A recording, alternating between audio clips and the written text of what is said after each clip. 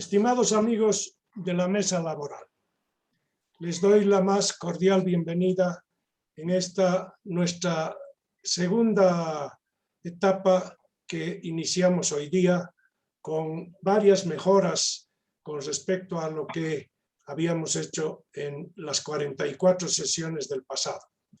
Las hemos tomado en cuenta, hemos evaluado, hemos aprendido lecciones de cómo hacer un programa que sea útil para ustedes, para los interesados en los temas de las relaciones laborales. Hemos ampliado el grupo de la mesa laboral. Tenemos ahora de manera más permanente varios miembros anteriores que estuvieron en el momento que preparamos entre 2013 y 2017 una propuesta de anteproyecto de Ley General del Empleo y el Trabajo, pero también otros expertos que nos han acompañado en la época anterior.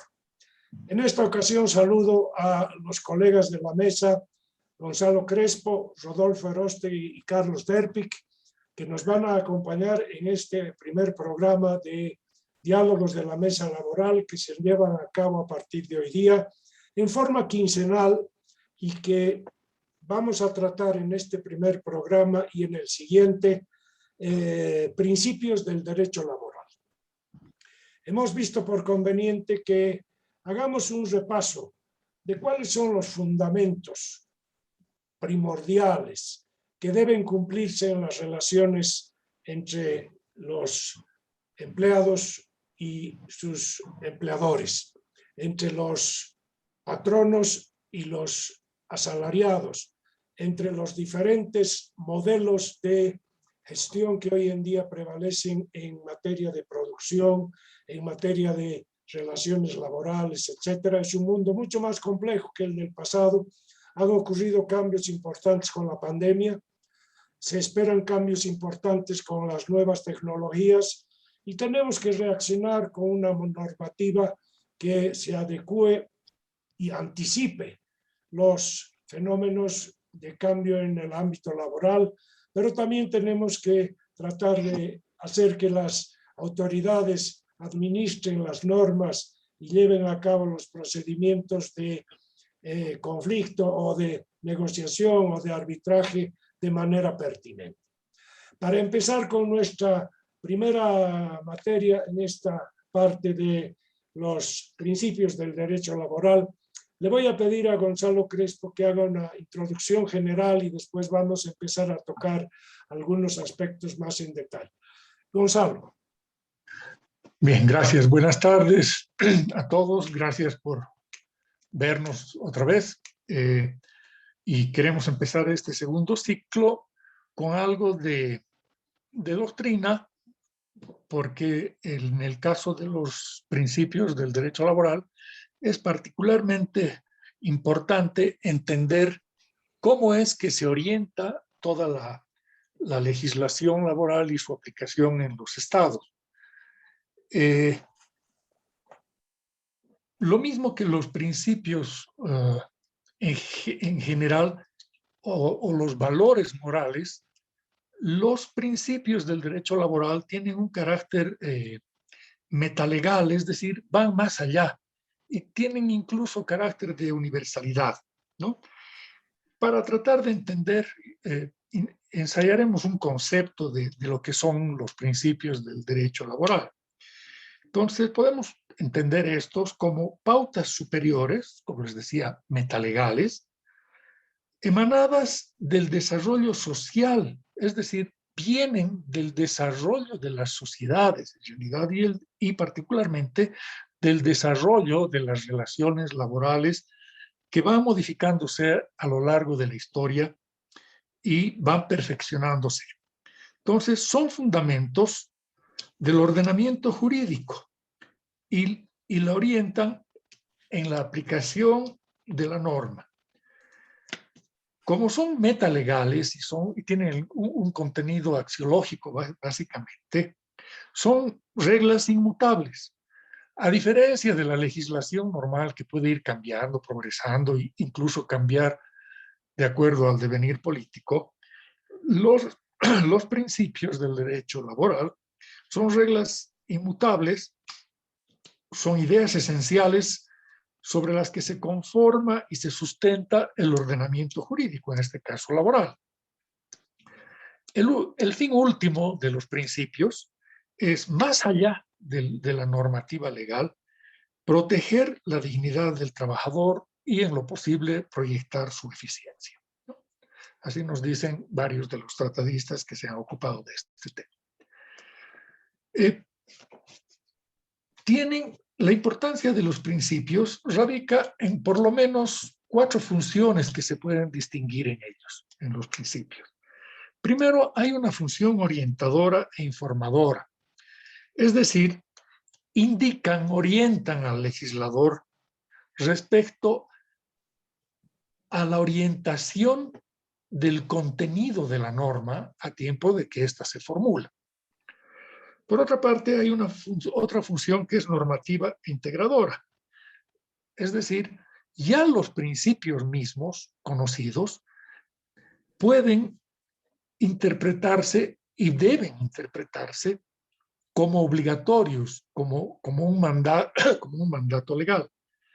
Incluso en esta función normativa pueden directamente aplicarse los principios del derecho laboral y en ese caso tienen una función y una utilidad supletoria de la norma.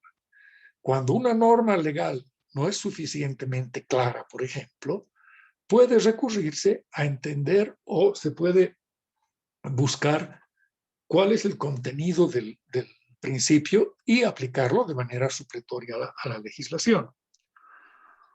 Una tercera función de los principios del derecho laboral es su función interpretadora, es decir, en la aplicación, ¿no? Esto es particularmente importante en los 2 ámbitos en los que se aplica la norma legal. Por un lado, en sede administrativa, por ejemplo en Bolivia, en el Ministerio de Trabajo, en la inspección laboral, estos funcionarios deben recurrir para la aplicación a los principios para emitir criterio. Y con mayor razón, los juzgadores, los jueces de diferentes instancias y aún los jueces de los tribunales supremos, de los máximos tribunales de los países, deben orientar sus decisiones no solo en la norma, sino preferentemente en lo que dicen los principios y de esa manera poder aplicar lo que ya está escrito como derecho positivo en las decisiones judiciales.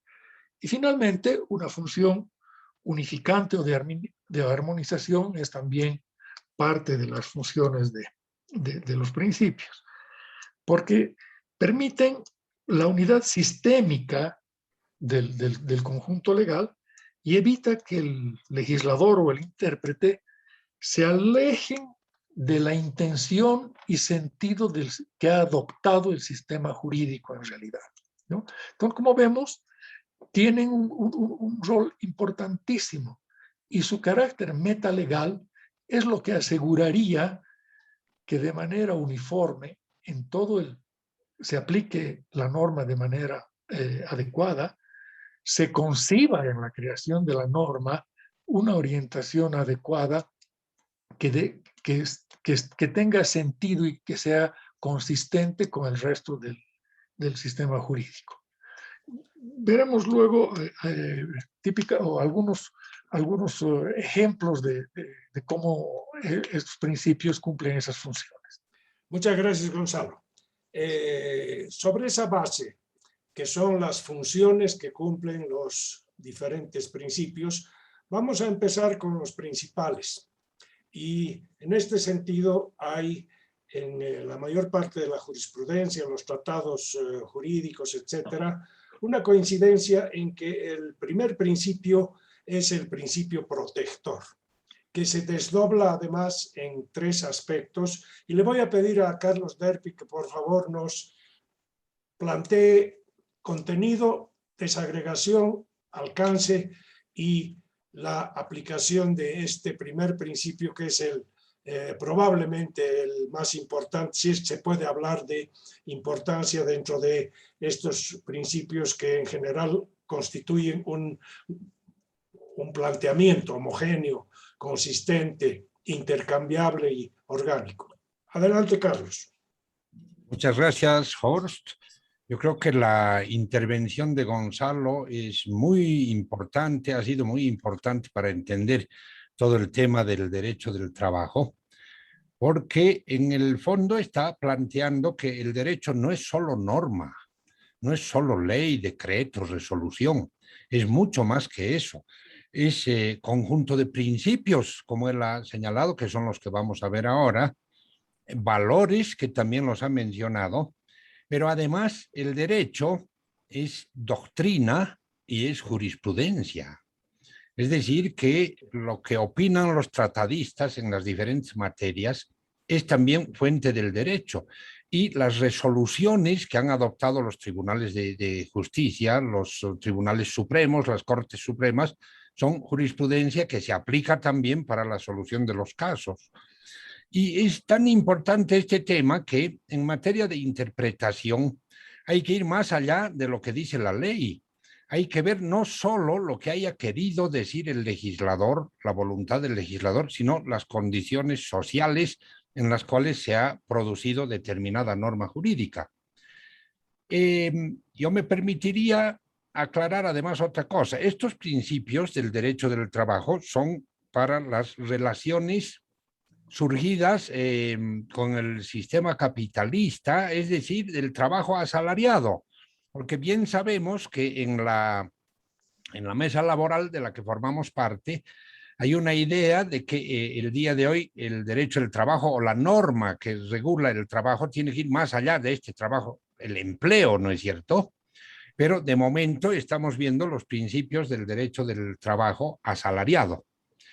Entonces, en esa línea es verdad que la mayoría de los doctrinarios coincide que el primer principio es el principio protector, que está ligado, yo creo, al carácter interventor del Estado en materia laboral, porque bien sabemos que, por ejemplo, en materia civil o en materia comercial, no hay esta intervención del Estado porque se trata de relaciones entre privados.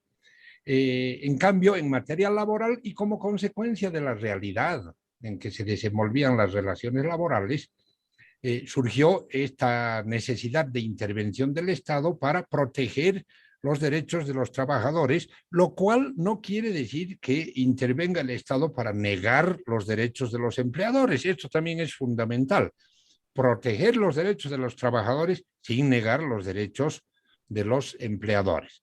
Entonces, lo que trata este principio es de establecer un equilibrio que no existe en las relaciones laborales de manera inicial por la forma en que se han dado a lo largo de la historia.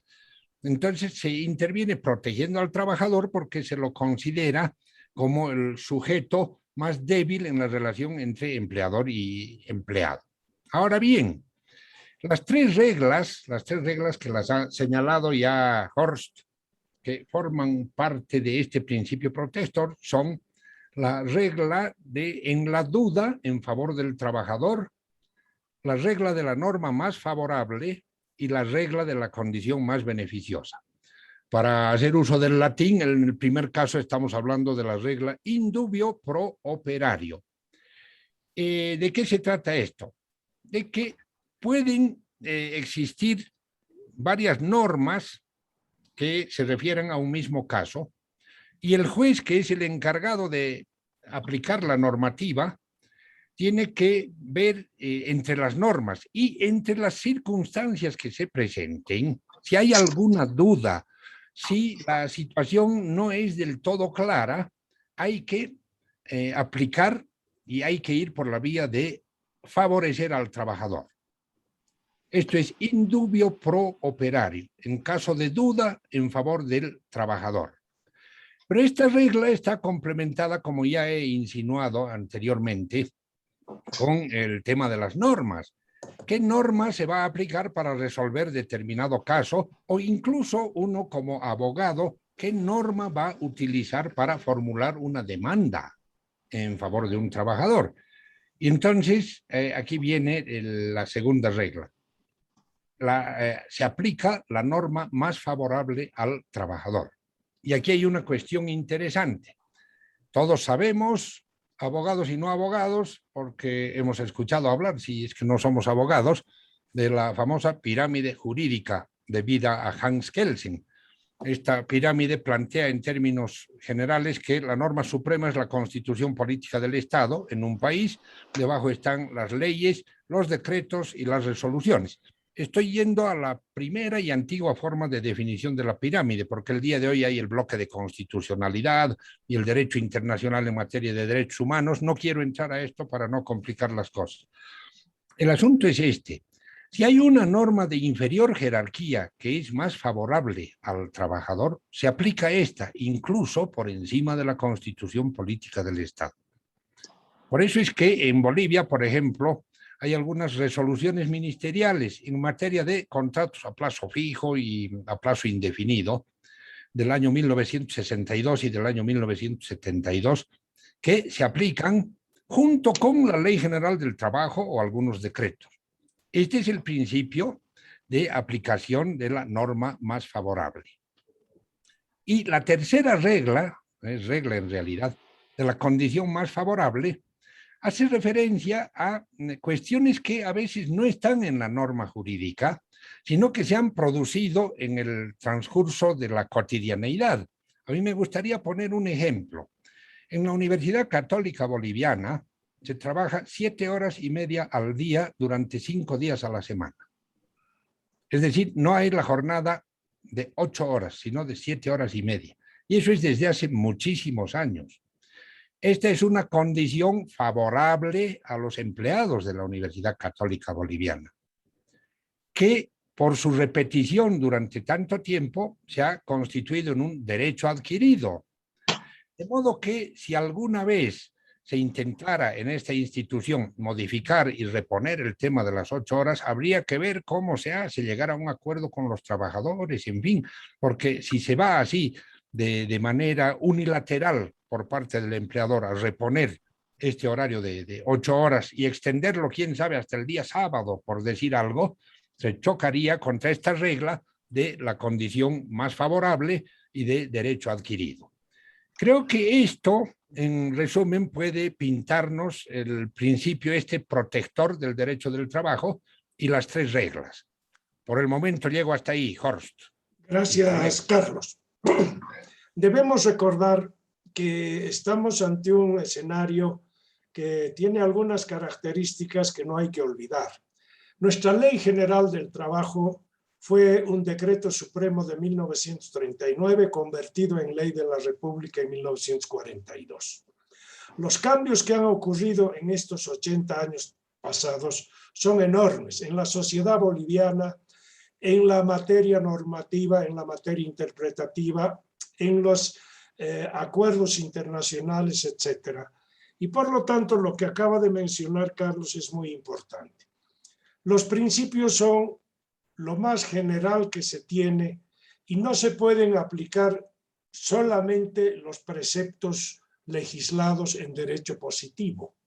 Se tiene que tomar en cuenta también elementos y criterios que tienen carácter universal, se aplican en todos los países, en todas las realidades sociopolíticas y por lo tanto constituyen la manera de ser más justicieros a la hora de evaluar una circunstancia que afecte la relación entre los trabajadores y sus empleadores.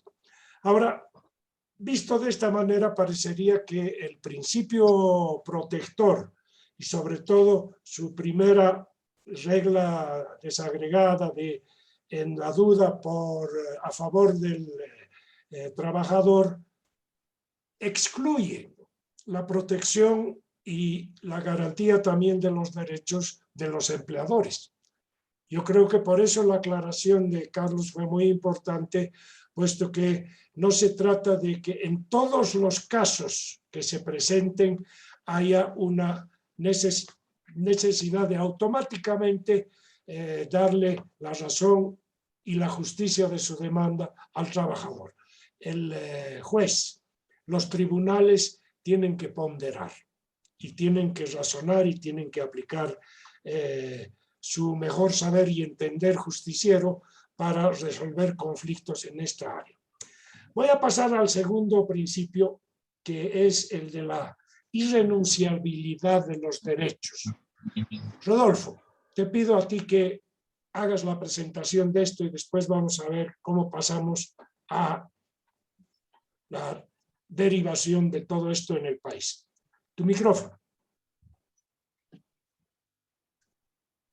Ya. Bueno, gracias, Horst. Qué bueno que me antecedieron dos brillantes profesionales como son Carlos y Gonzalo. Me ahorran muchísimo y me absuelven también de dudas, ¿no? Los principios del trabajo, ¿no? En realidad son un conjunto de instituciones y normas que concretizan la justicia social, pero dentro de un equilibrio de las relaciones laborales de carácter sindical e individual. Es decir, abarca tanto la normativa individual como la colectiva. No estamos hablando que estos principios únicamente atañen al trabajador individual, sino también atañen a su sindicato que los representa, ¿no? Ahora, por otro lado, cuando se dice que estos principios del derecho laboral tratan de impulsar el equilibrio, no está por consiguiente refiriéndose a un acto de poder que pueda tener el empleador o que puedan tener los trabajadores o el sindicato, sino lo que trata de hacer es equilibrar de manera adecuada todo lo que es la relación laboral. Entonces, ¿qué es lo que estaría garantizando el derecho al trabajo? Es un derecho y un deber social. Este derecho está protegido por el Estado y, por consiguiente, asegurará al trabajador el respeto a su dignidad. Pero el ámbito, que ya lo dijo muy bien Gonzalo, ¿no? Está influenciado hacia tanto orientar al legislador, ¿sí? En qué marcos se tiene que resolver cualquier modificación de la legislación laboral. Y a nosotros nos interesa esto particularmente en el sentido de que pretendemos crear bases y sustentar algún tipo de nueva norma del trabajo, y en ese sentido lo que nosotros tenemos que hacer está dentro de estos marcos de los principios del trabajo, y cuando llegue al Congreso, lógicamente, se tienen que fijar en estos principios, ¿no? Entonces, ahora,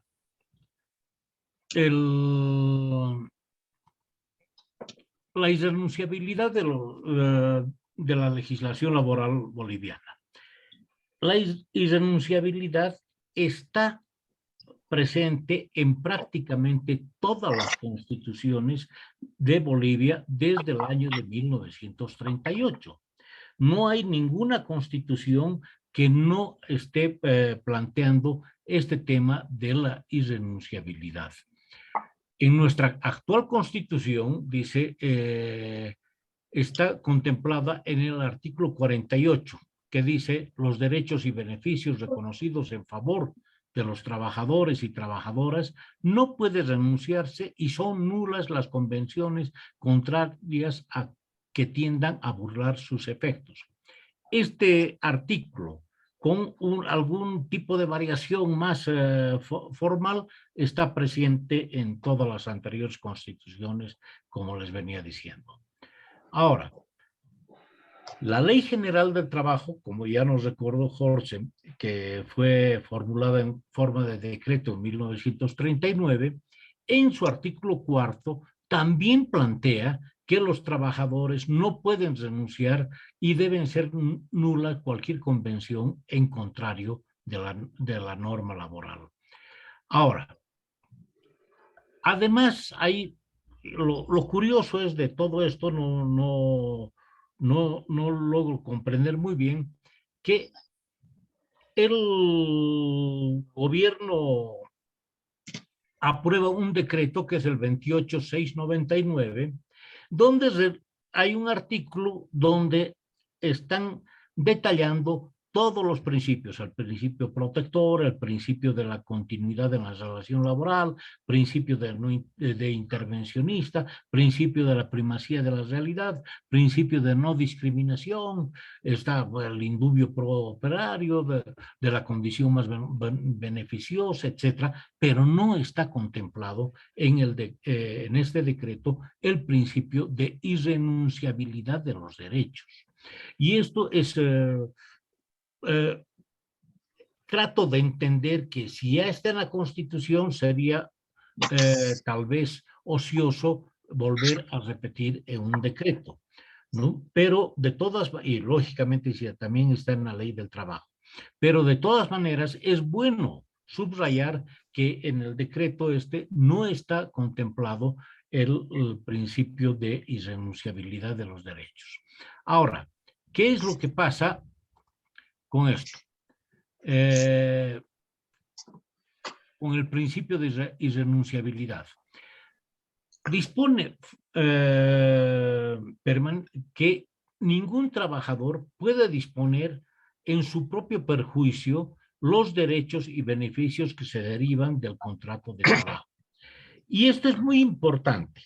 ¿Por qué? Porque muchas veces cuando está terminando una relación laboral, etcétera, aplican un criterio que es contrario a la irrenunciabilidad y hacen firmar algunos pactos en los cuales aceptan menos indemnización, en los cuales aceptan que no van a cobrar sus vacaciones o algún otro beneficio que tengan, y en ese sentido todas estas convenciones son nulas, pero el propio trabajador no las conoce. Y entonces, en ese sentido, estamos llegando a una suerte de quitar los derechos por una vía que, abusando de algún conocimiento que se tenga, pero cuyo conocimiento no es también, no está presente en los trabajadores. En ese sentido, yo creo que el principio de irrenunciabilidad es muy claro. Nadie puede renunciar ni puede firmar aunque sea un pacto. Algún abogado laboralista decía, bueno, firmen, pero al día siguiente metemos una demanda porque no están pagando o no están cubriendo esto, porque tú no puedes perder tus beneficios aunque firmes algún convenio. Entonces, eso es lo que te puedo señalar aquí a la mesa. Ok, gracias, Rodolfo.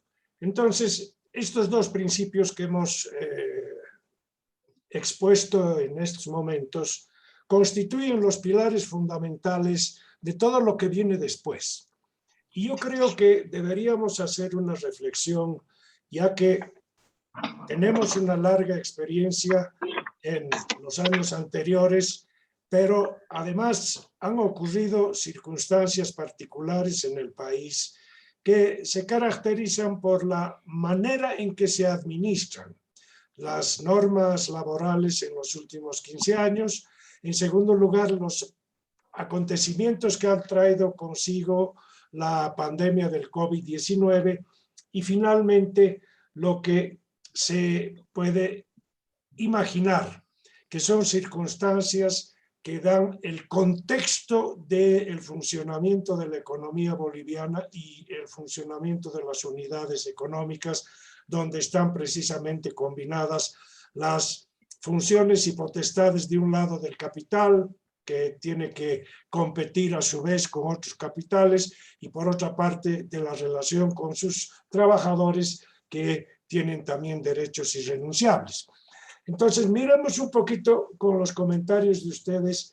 En primer lugar, calificar de nuevo la relevancia de estos principios, pero al mismo tiempo la vigencia que tienen en la práctica concreta en nuestro país. Empecemos con Gonzalo. Bien, gracias. Yo quería en principio en esta parte hacer darle una miradita a lo que pasa con la OIT respecto de los principios, ¿no? Tenemos primero varios convenios en los que de alguna manera, si bien no es de manera específica, la OIT ha recogido varios de los principios estos de carácter universal del derecho laboral.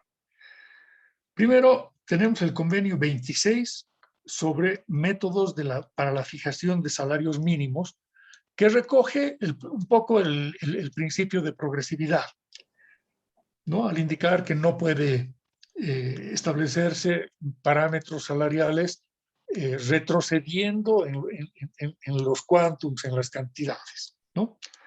Este convenio, el 026, lamentablemente, no ha sido ratificado por Bolivia. Pero tenemos otros. Por ejemplo, el convenio 100 sobre igualdad de remuneración nos remite un poco al principio de condición o a la regla de condición más beneficiosa. Después tenemos el convenio 111, el 100, perdón, ha sido ratificado por Bolivia. El 111 también ha sido ratificado por Bolivia y se refiere a la discriminación o a la no discriminación e igualdad de oportunidades de trabajo. Tenemos el 158, el convenio 158 sobre terminación de la relación de trabajo, que tiene también varias características o incluye varias consideraciones respecto a principios. Lamentablemente Bolivia no lo ha ratificado. Pero tenemos la declaración de 1998 de la OIT, que sí incluye algunos aspectos muy importantes relacionados con los principios. Estos son la libertad y asociación sindical, por un lado, el reconocimiento efectivo del derecho de negociación colectiva, la eliminación del trabajo forzoso u obligatorio, la abolición del trabajo infantil y la eliminación de la discriminación, ¿no? Todo esto referido siempre a principios. Entonces tenemos, además, dentro del bloque de constitucionalidad, un reconocimiento sumamente importante, ¿no?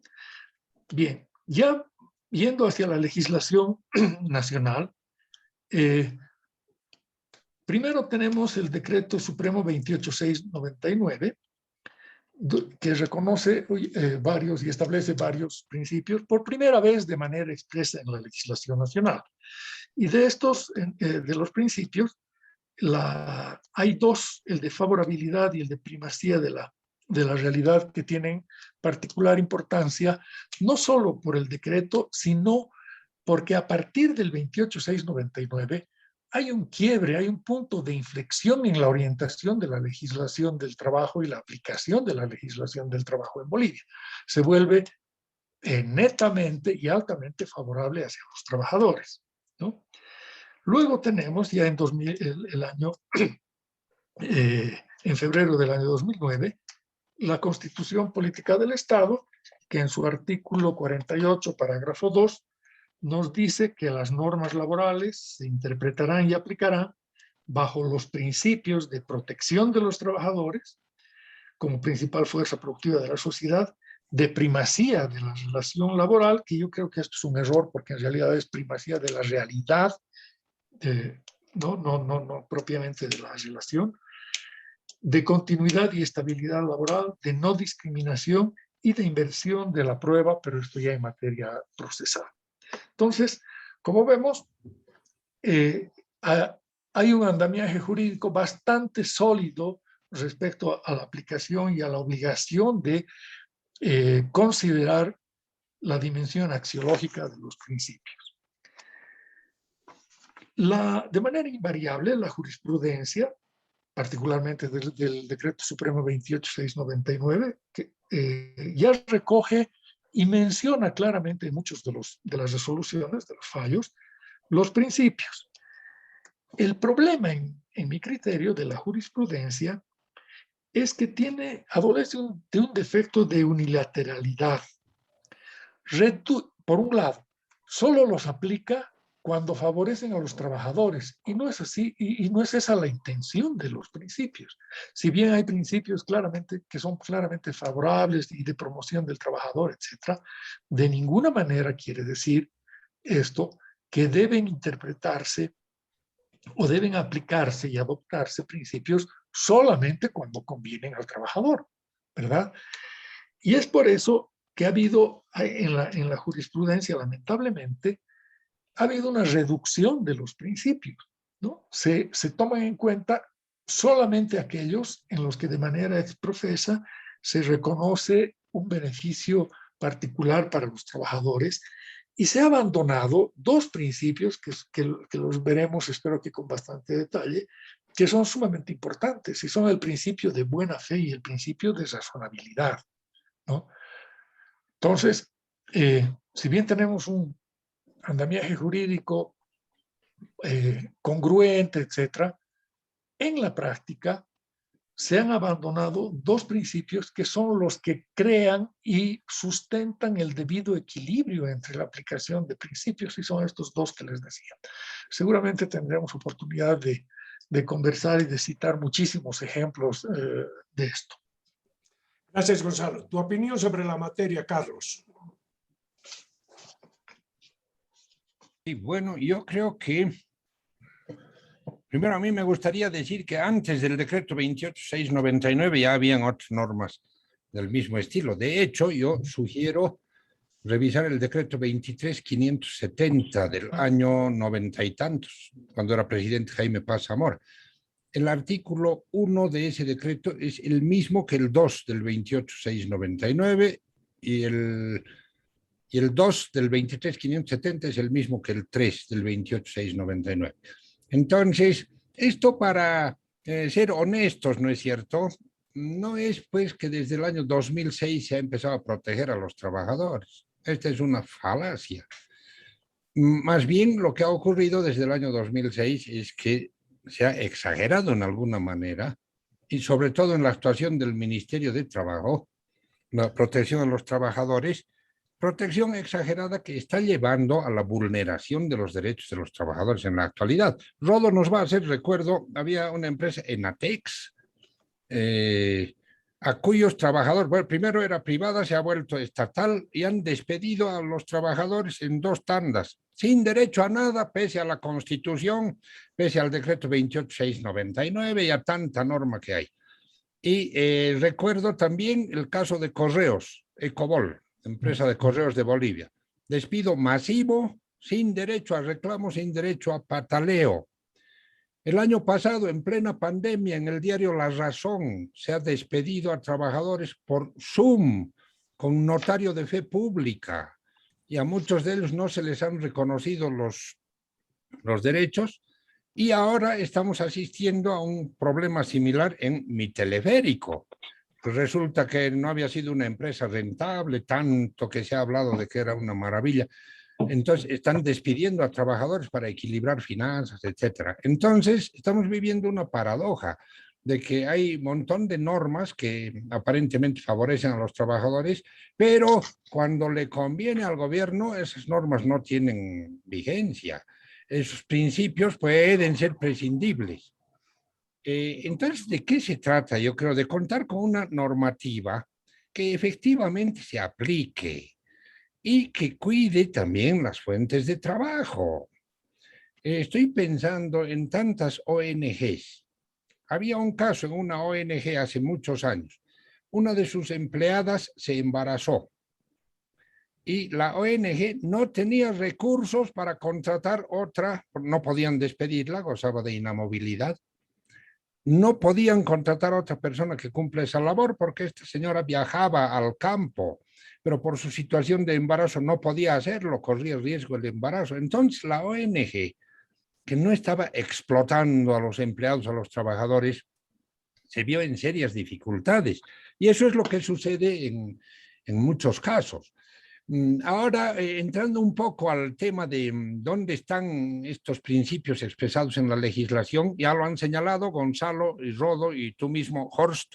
Las constituciones han consagrado el principio de irrenunciabilidad, pero el Código Procesal del Trabajo, hablando de la duda en favor del trabajador, el Código Procesal del Trabajo, en la parte de presunciones, tiene unas normas que son clarísimas de esto. Por ejemplo, es el artículo 182, inciso A, Código Procesal del Trabajo.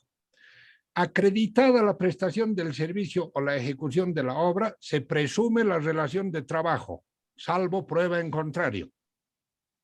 Inciso B, todo contrato de trabajo que se presume por término indefinido, salvo que se pruebe que es a plazo fijo y que la naturaleza de la prestación permite el contrato a plazo fijo, porque en el caso de los contratos a plazo fijo no se puede, si son labores propias y permanentes de la empresa, firmar un contrato a plazo fijo. Además, ese contrato debe firmarse necesariamente, debe ser escrito, otros pueden ser verbales. En fin, el inciso C, la relación de trabajo termina por despido, salvo prueba en contrario. Entonces, si leyésemos en su integridad el artículo 182 y los anteriores, llegaríamos al convencimiento de que en nuestra legislación está claramente establecido este principio de en la duda en favor del trabajador. Este señor ha trabajado, Juan trabajó para Pedro. ¿Qué se presume? Que es contrato laboral en favor del trabajador, salvo que apareciese un contrato civil que demuestre que era contrato civil, pero sin violentar el principio de primacía de la realidad. Entonces, estos principios están, como ha dicho Gonzalo muy bien y Rodo también, están en la Constitución, están en los convenios de la OIT, y aunque no estuviesen por su carácter de principio, serían de entera aplicación. Pero el temor, vuelvo a decir, es que tanta protección termina por desproteger a los trabajadores, como en los casos que acabo de mencionar. Gracias, Carlos. Seguimos con Rodolfo. Estamos ante una situación idiosincrática en este momento en Bolivia, en el sentido de que no es falta de normas, no es falta de principios, no es falta de legislación. El problema principal de lo que podemos llamar la inseguridad que prevalece en el ámbito de las relaciones laborales es por arbitrariedades en la forma de interpretar, en la forma de aplicar a la hora de la inspección laboral, a la hora de la determinación administrativa en la resolución correspondiente al ministerio o finalmente de la decisión que adoptan en sus fallos los tribunales. Tu comentario, Rodolfo. Gracias. Mire, tenemos que partir de lo siguiente. Se dice, y así es, que la norma del trabajo, la Ley General del Trabajo y todas las disposiciones complementarias, y desde la Constitución, etcétera, es una norma que protege a los trabajadores y los protege justamente a partir de estos principios, el principio de indubio pro operario, etcétera, ¿no es cierto? Los está protegiendo. En duda, cuando hay una duda, se falla, se aplica la norma más favorable al trabajador. Ese es el ámbito de la protección que tiene el trabajador, ¿sí? Pero hay una interpretación, una corriente muy fuerte dentro del movimiento sindical y por extensión dentro del actual gobierno, que la norma, este concepto de protección al trabajador, es impulsar un enfrentamiento entre trabajadores y empleadores.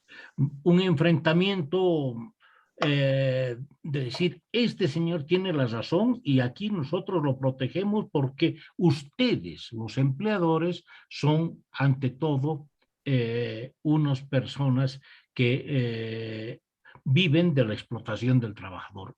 Y eso no es así. Los principios tienen que tender, por ello, ¿sí?, hacia un elemento fundamental, que es guardar un equilibrio entre trabajadores y empleadores. Muy bien lo ha explicado Carlos y también Gonzalo sobre estos hechos, ¿no es cierto? No podemos nosotros impulsar a partir de principios del trabajo procesos de enfrentamiento o procesos del dominio político de una parte de la relación laboral sobre la otra. Eso es fundamental que nosotros tengamos presente en nuestro pensamiento y en nuestra práctica cotidiana. Ahora bien, efectivamente, se cree últimamente, desde hace unos 14, 15 años o 16 años, de que la protección al trabajador ha nacido con el decreto 28966 o algo por ahí, ¿no? Pero no. Por eso yo recalqué que los principios del trabajo, sobre todo el principio de irrenunciabilidad, está presente en todas las constituciones a partir de 1938. Y los principios del trabajo se comienzan a desarrollar justamente, da la casualidad, después del fin de la Primera Guerra Mundial y con la fundación de la OIT. Ahí empieza a desarrollarse. Antes no había, pero empiezan a desarrollarse todos estos principios del trabajo. Y entonces, en ese sentido, las normas que dice, que nos leyó en el Código de Procedimiento Laboral, Carlos, etcétera, están presentes y siempre han estado.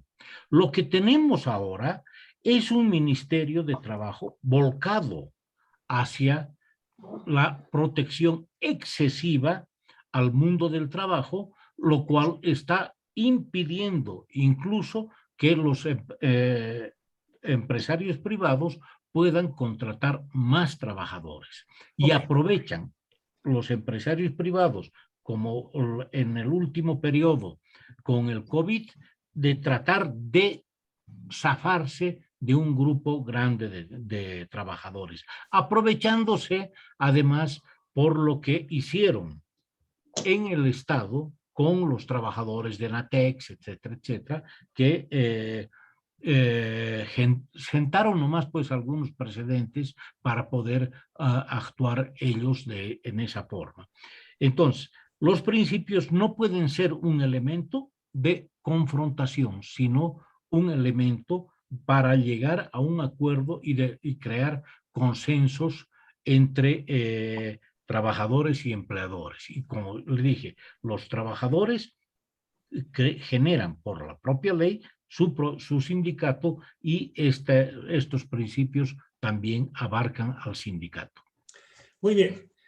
Creo que hemos tocado un tema muy sensible, expresado en la fórmula que ha utilizado Carlos, en el sentido de que quien mucho protege, al final desprotege. Y eso se traduce en general en una preocupación de nuestro esfuerzo de haber elaborado el planteamiento de una nueva ley general del empleo y el trabajo, puesto que la legislación tiene que orientar no solamente a la protección de los trabajadores actualmente incorporados bajo la norma legal, sino también tiene que tomar previsiones para que en el futuro se creen nuevas empresas, se establezcan nuevas relaciones, entren al mercado formal del trabajo, grandes contingentes de jóvenes que demandan y necesitan también un empleo protegido. Cada año se incorporan 100.000 nuevos jóvenes al mercado laboral y por lo tanto, si la protección es demasiado grande y las cargas correspondientes son exageradas a juicio de los empleadores, de los empresarios, obviamente a esos jóvenes no les queda otra alternativa que buscar de alguna manera ingresar al contingente de la informalidad. Entonces, lo que necesitamos es un equilibrio entre la protección a los trabajadores actuales incorporados a la ley y la generación de empleo. Comentarios sobre el tema. Gonzalo primero, Carlos después. Bien. Yo creo que la palabra clave aquí es equilibrio. Y como comentaba, el conjunto de principios del derecho laboral establece todo un sistema de pesos y contrapesos. Y no puede ser que se adopten unos principios y se prescinda de otros, porque justamente se rompe ese equilibrio. Este es un sistema que busca la paz social y que busca relaciones laborales equilibradas, justas y que dignifiquen el trabajo en general, ¿no? Entonces, cuando por cualquier razón se empieza a menoscabar el sistema de principios adoptando unos y otros, justamente se logra aquello que se desea proscribir, que son las injusticias en general, y volvemos al círculo vicioso que nombrábamos de que una excesiva protección sin contrapesos lo que hace es justamente desproteger al trabajador, porque desanima el empleo y desanima la iniciativa para establecer unidades económicas que justamente busquen mayor empleo legal, mayor empleo con protección de parte de la seguridad social, etc., ¿no? Entonces, otra vez, aquí, como en todo, la idea es buscar equilibrios considerando tanto los pesos como los contrapesos, ¿no? Y no puede ser que a título de que el trabajador es jurídicamente débil, se desconozca y se altere el equilibrio necesario para una relación y para un sistema duradero y justo en el tratamiento del trabajo. Gracias, Gonzalo.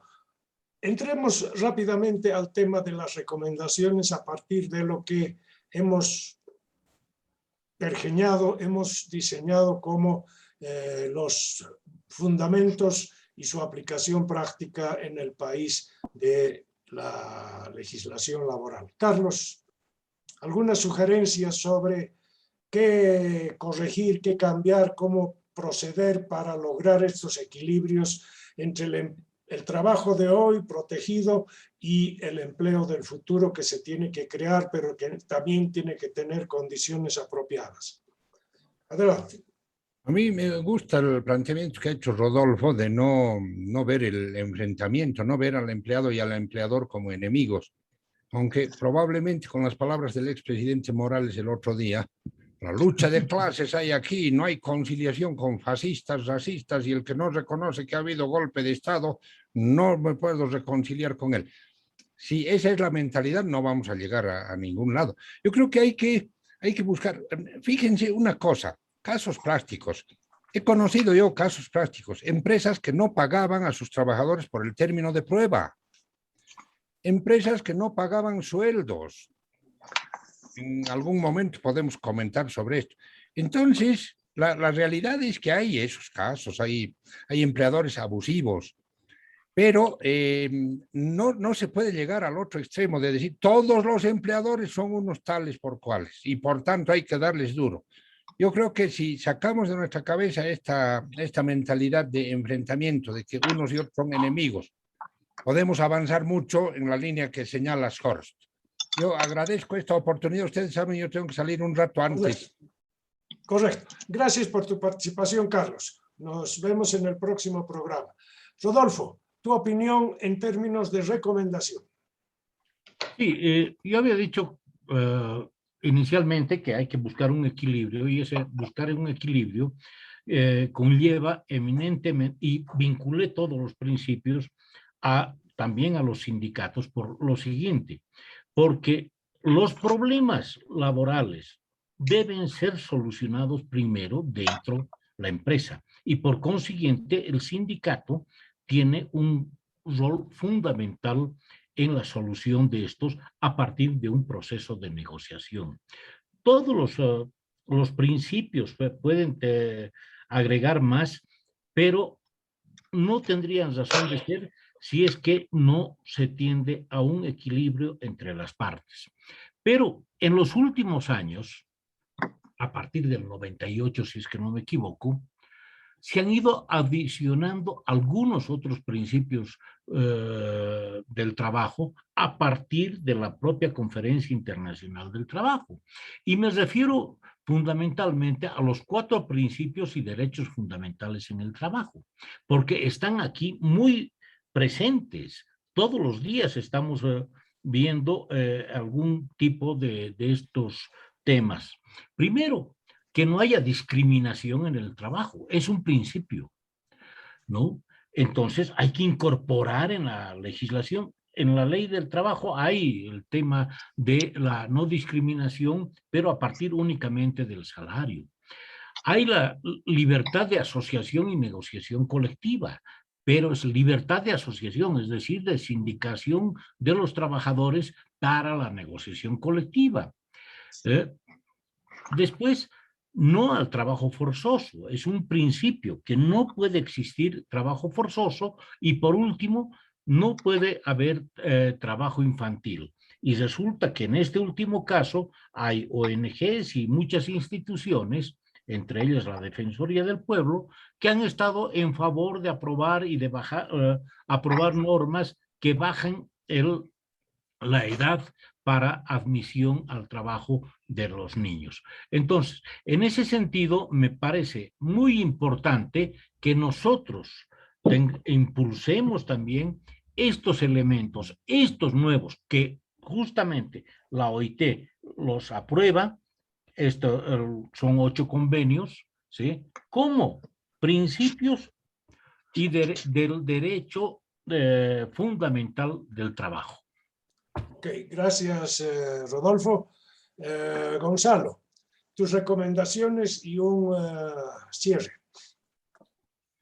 Bien, nada más insistir en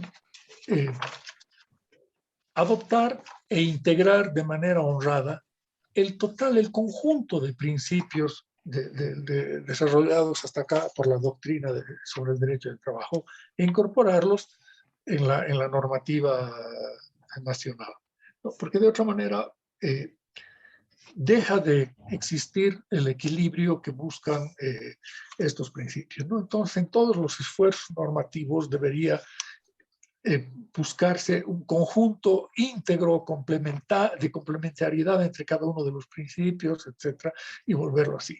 Porque esto está causando algunas distorsiones. El hecho, como les decía, la jurisprudencia lamentablemente ha tomado un sesgo debido a la excesiva protección y a la falta de consideración del total de los principios.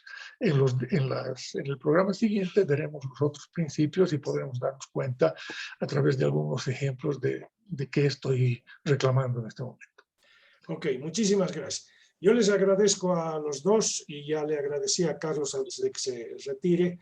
Creo que hemos empezado con un aspecto fundamental.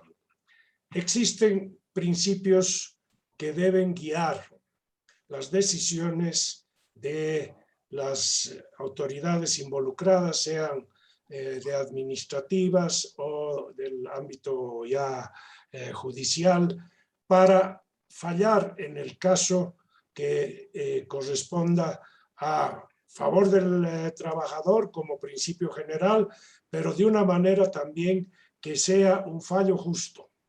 Entonces, los principios tienen, además de lo que ya hemos enumerado, una serie de otros complementos que los vamos a ver en el próximo programa. Por de pronto, yo recomendaría que los que están interesados en escuchar nuestros programas, los programas de la mesa laboral están siendo grabados y se pueden ver en cualquier momento en la página web de la propia mesa laboral, pero también en el canal de YouTube. A partir del día de mañana pueden ingresar a verlos con calma, a difundirlos si les parece interesante. Yo creo que a los interesados que nos han seguido hasta este momento en este primer programa. Les agradezco por su interés, les agradezco por su participación. A mis dos colegas de la mesa laboral, obviamente, mi saludo y mis agradecimientos. Y nos vemos dentro de 15 días nuevamente en el segundo programa de esta nueva época, un nuevo ciclo de los diálogos de la mesa laboral. Que tengan ustedes un buen fin de semana, ahora y el próximo. Hasta luego, muchísimas gracias, buenas noches. Buenas noches, gracias.